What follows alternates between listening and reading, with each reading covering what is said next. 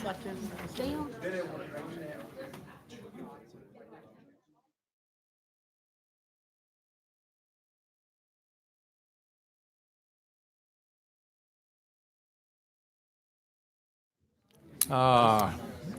We continue the education of the day. The board is now in session for its work session. Welcome. Thank you. And we look forward to learning about, rebenchmarking. I am pleased to come before you today with staff to report on the key information related to the 2020 to 22 budget process. Before you today is a report on the rebenchmarking of the state direct aid to public education budget for 2020 to 2022 biennium.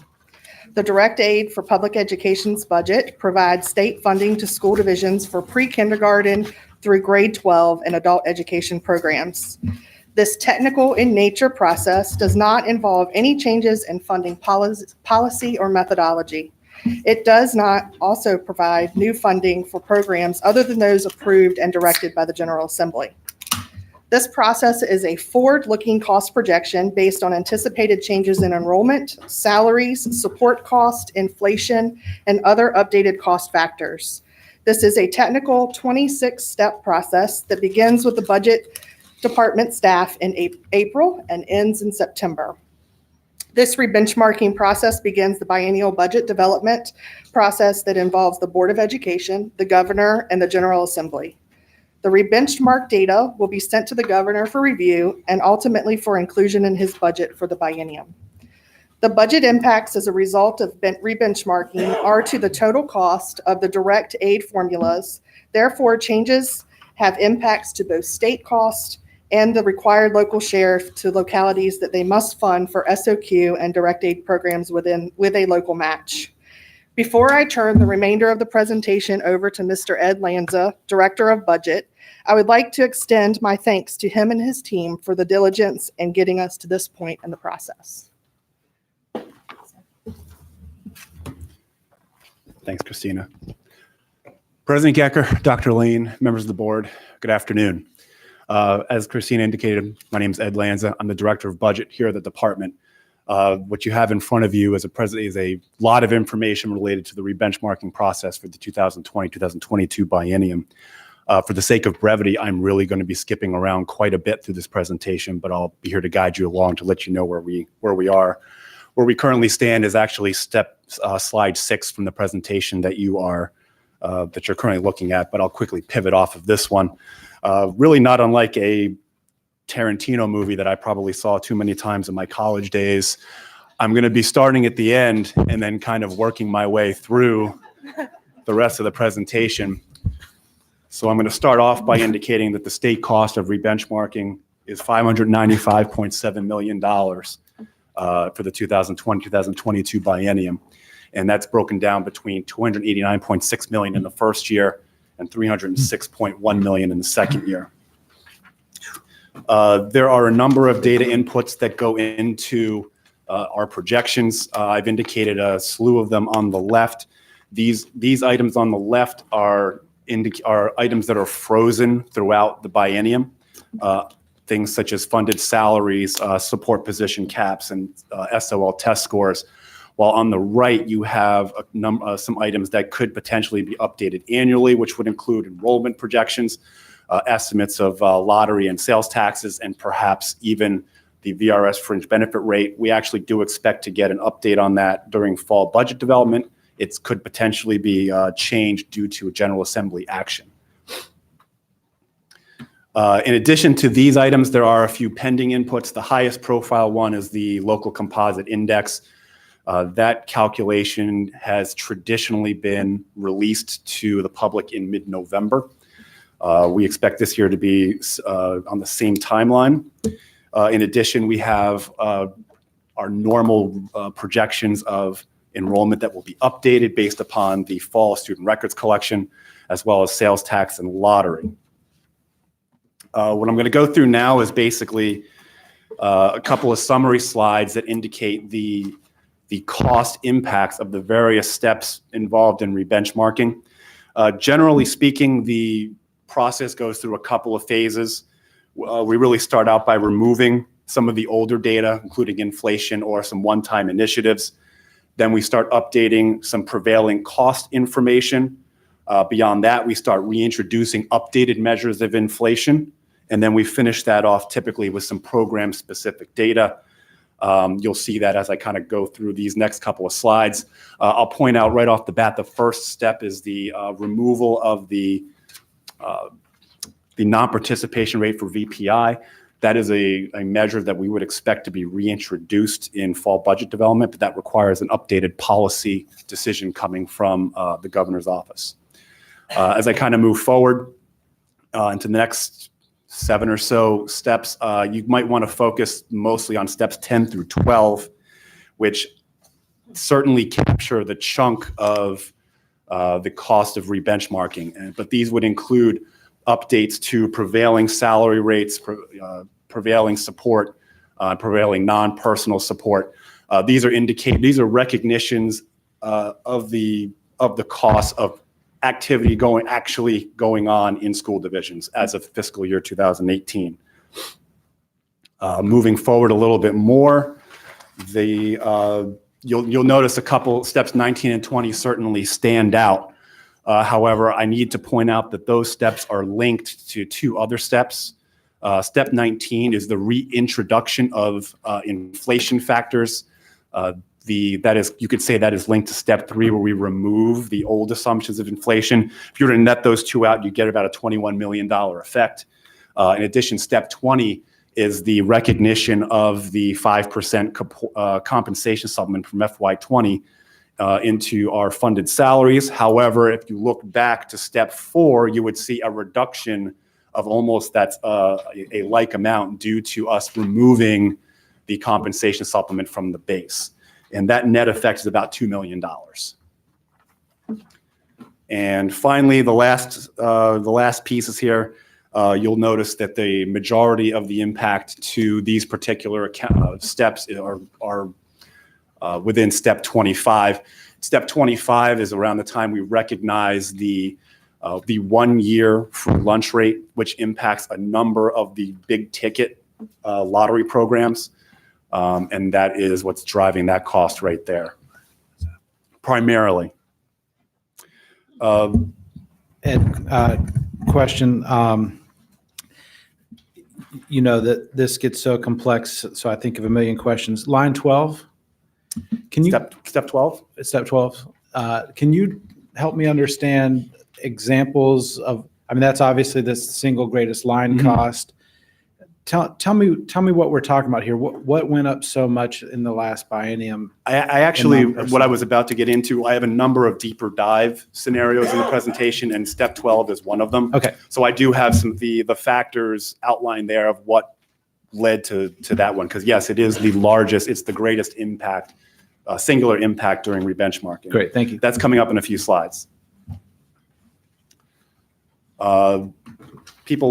I assume everyone wants to see what happened with enrollment. We have enrollment projections, annual increases in enrollment to reach, to hit levels consistent with 2015, 15, 16, and 17. And that's what's driving what's generally a $40 million biennial cost. Moving ahead a little bit to free lunch rates. I decided just to single out the 3-year rate because that is a part of a PIR within the SOQs, and the 1-year rate that's used in a bunch of other programs is factored into that rate as well. And you can see that, you know, with a 1.1% increase statewide, has generated about a $7 million increase to state costs. Dr. Lane, you were interested in and I apologize, I have been very poor about telling you what slide I'm on. This is slide 29 of the presentation. So in case you can't read what's on the screen right now, these are the individual categories that feed into that non-personal support cost. You can see them pretty much category by category. One of the ones that I'll highlight is the instructional classroom piece, which is the first one on the left side. And generally what that increase came from was recognition of increases in purchased and contractual services within that support classroom instruction in addition to materials and supplies. So those are the kinds of costs we're talking about that are driving this type of an increase. Dr. Lane, does this answer your question? Yes, and any feedback on why attendance and health is down? Would probably have to take a little bit of an extra look on that one, but we can certainly research it. We have the data to be able to take a look at that. Thank you. Thank you, Ed. The support cap, so these support costs that you're, These are non-personal, so it's not related to the support cap. thank you. Speaking of the support cap, people like to see what has happened to the support cap during rebenchmarking. And again, this is based on a linear weighted average of actual positions filled at the local level compared to instructional positions. And the ratio for the support cap hasn't moved all that much compared to 1820. It's gone from 4.27 to 1 to 4.30 to 1, which is resulted in about a $3.3 million state savings. And the last piece of information I'm going to address specifically before I turn it over to questions will be related to Step 20, the funded instructional salaries. Again, there's certainly some sticker shock when you look at Step 20's cost. However, just want to remind folks that nets out with Step 4 to generate maybe only a $2 million net. And the reason for that is that the compensation supplement in FY20 was nearly fully funded. So it's almost entirely residing within the base of FY20. So in addition to that, these are the funded salaries that will eventually be printed in the Appropriation Act in December when the governor introduces his budget. And you can see even on here the variance between the different biennia. And with that, I will turn over to questions. Just letting you know, I do have all of the slides from the packets you have loaded up here, and I can reference them if necessary. Yeah, let's talk about this from the highest level. What does this mean to us? I mean, what I'm taking away, and maybe incorrectly, is that this is a large enough number that when it gets into the governor's budget, it's going to crowd out other things that we might have wanted to do in education. Is that an accurate read or is that inaccurate? It's a little subjective, but there's no denying that the number is big. In relation to the last biennium, we were talking about, I think it was about a 495 million-ish, somewhere in that vicinity for the rebenchmark cost. This time we're looking at 595, so you're talking about an extra $50 million a year, which is not, insignificant. So I can comment then, yes, it is certainly a lot of money and more than we experienced 2 years ago. Well, what was expected? In other words, when we talk about new programs that may be coming on, is this larger than was anticipated and therefore those programs are not going to be able to get funded, or is this smaller, or is this right on target with what was anticipated? Difficult to say. However, I believe there was communication shared by the Secretary of Finance recently that indicated that available funding beyond the necessary education and healthcare pieces was going to be difficult. That's what is that accurate? Okay. And maybe one other piece of context in Mr. Gecker's thread. Do you want to talk about what we've learned about the lottery fund over the last week? You mean in relation to cash? That basically their projections are down related to the movement towards gaming machines. Yeah, I should remind folks that we indicated pretty early on in the presentation that the lottery estimate has not been updated in these particular steps, and that's normal. We typically don't get that until the fall anyway. So the current rebenchmark cost does not account for any changes in the lottery estimate. So if there were to be a reduction, you would see that reflected further within the total cost impact. But for the board's knowledge, there was a report to the General Assembly this week that suggests that they're 140 million off, which has, I think, a net impact of 39 million, I read. Yeah, yeah. Mhm. So what that would do, if there were a reduction in the lottery estimate, that would mean we would require additional general funds to fill the cost of those items, Okay. and the impact would go up. Ms. Holton? Two questions. The first, so we're most of the way through the rebenchmarking, but you've got some additional steps. Yes, And so just what's the range, likely range of where you're going to end up? Where you're now at 300 million per annum. What's the? It's going to be pretty close. Again, it's going to depend, I think, largely on those sales tax and lottery estimates, as well as what they happen to decide to do with fringe benefit rates. Obviously, a fringe benefit rate change could be another significant driver of cost. The local composite index, for the most part, is really just going to, what we've done in rebenchmarking is kind of determine total cost. The local composite index, the updated calculation, is going to change the state and local share of all those programs. So I think last time, 2 years ago when we did this, when we applied local composite index, it wound up being a net $2 million impact. So compared to the 600 million that's currently already in here, it's not a big change. So you don't anticipate, at least at present, the reasonable range of possibilities is we're going to be somewhere pretty close to this number. There's not big variability still left. That's what I would say. So am I right? So even though it's a lot of money, 300 million, I'm trying to do the division in my head, divided by what's the total current state allocation to public ed. We're still talking, it's a few percentage points. Is that right?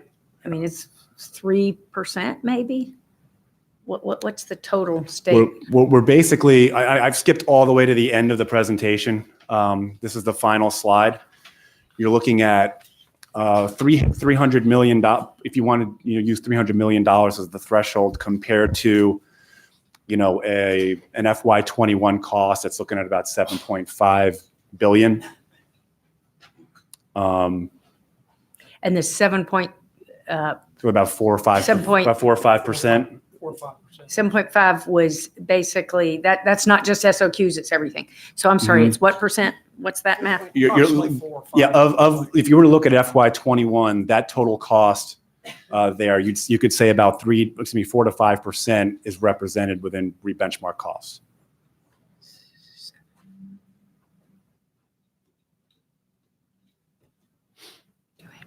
Thank you. Sure. Any further questions? Thank you so much. Thanks for the presentation. Thanks for the data. I guess, Ms. Bird, if I sit here long enough, will the entire Chesterfield School Division come before me or not? Oh, that's not fair. If it helps, I have no history in Chesterfield County. Not yet. I better not say. Okay. I think that concludes the board's work session, unless there's anything else. And so again, thanks, and we are adjourned.